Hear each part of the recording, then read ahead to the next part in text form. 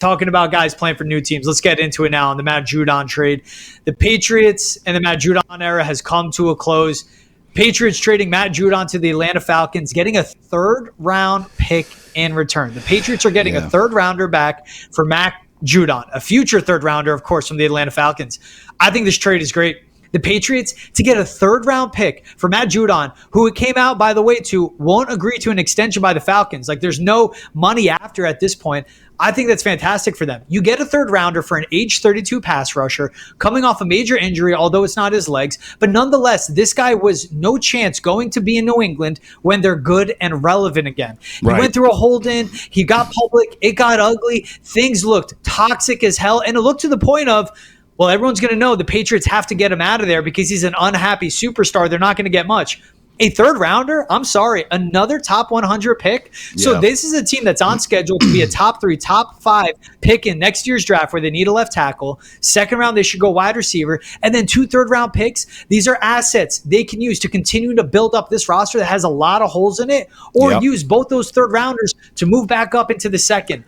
The Patriots made out lucky on this one. I'll say that. The Patriots made out lucky that the Falcons were dumb enough to give a third-round pick for a 32-year-old pass rusher that they won't sign for another contract after getting him to Atlanta. I disagree that it was dumb. Here's where I agree. He should be a fifth. He's not. But he's not. He's a rental. He's a rental. I agree. Chase Young, a better pass rusher at a younger age, was a third-round pick for the 49ers that they gave up. This should have been a fifth rounder. He's old. Yes, he can still produce, and it's a biceps injury. But, man, the Falcons, you got to extend him after this. I get it. They're going all in. They invested so much. But this price, I am shocked they got a third rounder. This should have been a fourth-round pick at best and incentivized base. This should have been a fifth that could become a fourth. Yeah, we've laid that out on Foxborough Rush, which all of you should check out, by the way. The latest episode, you could tune in to Nesson's YouTube, Facebook, Twitch, wherever you get your podcast, and make sure you follow us on all your social media accounts for all of our best content as well. You and I have gone through this on Foxborough Rush many, many times, and we did agree along the way. You get a fourth rounder for this. I mean, you're doing a great job in terms of compensation. But here's why I say it's not dumb, okay? First of all, Elliott Wolf deserves his own day here in New England for getting a third rounder. We agree on that. That's a miracle that they got that. It's dumb for the Falcons. I don't think so. I don't think so. Here's why. So first of all, Elliott Wolf deserves credit for getting the third. I was shocked he got a third, but I don't think it's dumb from the Falcons. Here's why, George. Everyone dropped the ball here on both sides for Matthew Judon's point of view. I'll explain that in a minute. As far as the Falcons go, listen, that division sucks.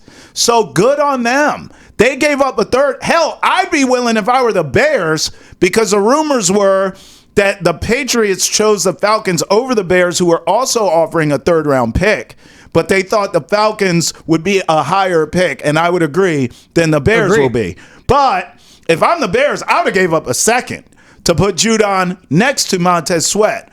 Here's why I say the Falcons, it wasn't a dumb move. Their division sucks so bad, George, that by getting Judon now, solidifying that defense with a defensive-minded head coach, by the way, they're going for it. They're going to try to win that crappy division.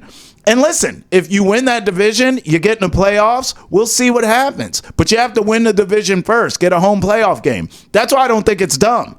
I would have been willing to go higher and go second if I was the Chicago Bears, but that's another topic for another day. Who cares about that? Here's where I say Judon. You want to use the word dumb? Let's insert it here. Matthew Judon's team. And I'm not talking Falcons or Patriots. I'm talking about his peeps, whoever he has around him, guiding him, right? Giving him wisdom, sort of being his consultant, whether it's an agent or a manager or all the above. They dropped the ball. You got fleeced, bro. You should have just stayed in New England if you weren't going to get money. This whole thing was about money. And you mean to tell me your team and you, Matthew Judon, you got to take some accountability here too. I mean, you were the guy at practice pouting, right? You were the guy in Gerard Mayo's face and Elliott Wolf's face about getting paid. That was you, Matthew Judon. So you and your squad allowed a trade to a contender nonetheless. But yeah, he's going to a playoff team. This is great. No beef there. But, bro, I wouldn't give a damn where you trade. You could trade me to the Utah Jazz in a whole different sport. I wouldn't give a rat's patootie unless there was money on the other end, because that's what started all this. You allowed this to happen without a deal in place with where you're going. So he doesn't have a no trade clause. So it doesn't matter. You're forcing the hand of your current team. You're the one, Matthew Judon, talking about you don't want to leave. You want to be here. You want to get paid. He tweets after the trade he's heartbroken. BS. You cannot allow yourself to go somewhere and your team to allow you to go somewhere where you can't at least have a damn agreement, a gentleman's handshake or something. Hey, we're going to take care of you when you get here. The Falcons came out publicly, very loudly, very quickly. We ain't paying them. We this is a rental, baby. We trying to win. We got a great pass rusher for a third-round pick. Good luck with your money. I mean, this is Matthew Judon and his camp dropped the ball, not the Falcons. I think the Falcons were smart here acquiring him, and now they don't have to pay him. Even smarter, George. The Falcons are smart for acquiring him because they have a very, very quick window with Kirk Cousins playing at a high level and with all the weapons around him, talking about all the guys they have on the outside and their dynamic playmakers and the receivers to get him the ball to. Right. A bunch of them under cost control. Bijan Robinson, Kyle Pitts, and of course Drake London. Then they bring in Darnell Mooney. They're dumb for giving up a third, but obviously with the Bears coming into it, it makes sense. That drives up the price. Right. But for Matt Judon, it doesn't matter if he's getting paid or not because either way he's going to be a free agent at the end of this season. Would you rather be a pass rusher on the Patriots where teams are going to be kicking your ass, throwing the ball less because they're going to have the lead because your offense sucks and you're not going to get the numbers? Or would you rather be on a playoff team in Atlanta with a better quarterback, an overall better situation, still playing for a defensive-minded head coach? And by the way, for an Atlanta Falcons defense, now with Justin Simmons and Jesse Bates as their safeties, A.J. Terrell as an outside corner, 3 of their top 4 picks in this past draft, all on the defensive line, a good front 7. But guess what? You are the guy as a pass rusher.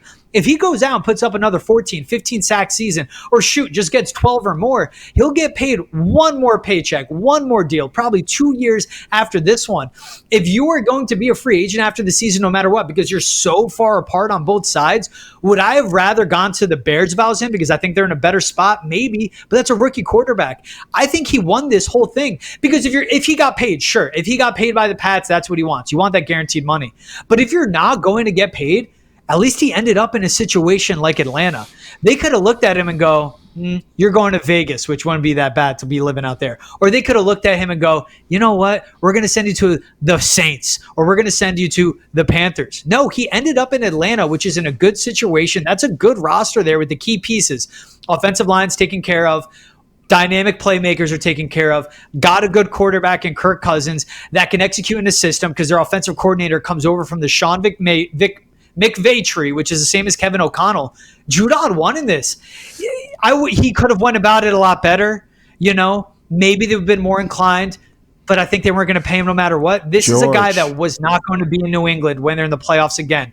Did he look immature? Did he handle it bad? Did he have to stop? He should have stopped lying about the Twitter thing. We know he runs it. We know you run it, Matt Judon. You run your social media. Should he have shown up a rookie head coach on the practice field? No. But he still ended up in a playoff situation on a far better team than what the Patriots are. And no matter what, he'll be a free agent after this season. George, this never was about winning. It was about money. That's why and he wasn't going to get it either way. So at least you win and you get on a playoff team while you're there. That's no guarantee for that. Listen, I'll go back and answer your original question, which was, if you're Matthew Judon, would you rather stay here and not win on a young, struggling team or go to Atlanta where you have a chance? It was never about winning for him, ever.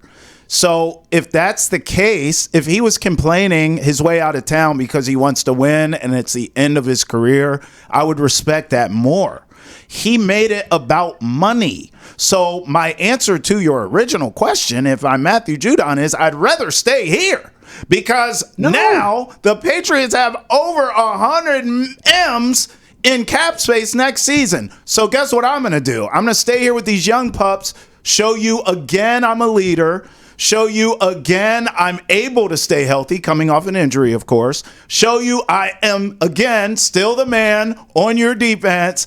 Now, since you didn't pay me last offseason and I was upset, and you gave me, before Belichick left, a little bit of hush money so I wouldn't be upset, now I'm really going to hit you over the head with this 100 M's that you got. Give me my money. That's what I would do, because that's what Matthew Judon made it about. It was never about winning with him, ever. It was always about the money, which is why I say he fumbled the bag in Atlanta too. But if he's an unrestricted free agent at the end of the season, you know what he could do? Still get paid by New England. He's not locked in with Atlanta. And he can even leave and go, hey, how's your defense doing without me and Christian Barmore? You lost CB90. Well, you lost Matt Judon too. You lost Red Sleeves, your biggest star, your biggest player, your biggest name, the guy that sells tickets. And now when you have this cap space, you want me back? Look, I showed you I'm healthy. A different team paid me, because by him going to Atlanta, remember, he wouldn't get $1 from the Patriots until week 1. That bumped their cap space back up to $50 million this season, and they can roll it over. They just have to spend the floor of 90% over the next 3 years. They're going to have a boatload of cash. They're going to go out and they're going to have to sign an elite playmaker on the outside, like a T. Higgins. I don't think CeeDee Lamb becomes available. I think they'd have to trade for him. But someone like that, they'd have to go out and sign an elite receiver. They're going to draft an offensive tackle. All right, where are you spending your money after that? They have so much. You bring in a guy you already know. Yeah, I know it's about money for him, but if you're not going to get your money either way, I'd rather be playing winning football in a good culture with a coach that has experience like Raheem Morris at the position of being a head coach and be in the playoffs than be wasting away in Foxborough, freezing your ass off, winning only 5 games.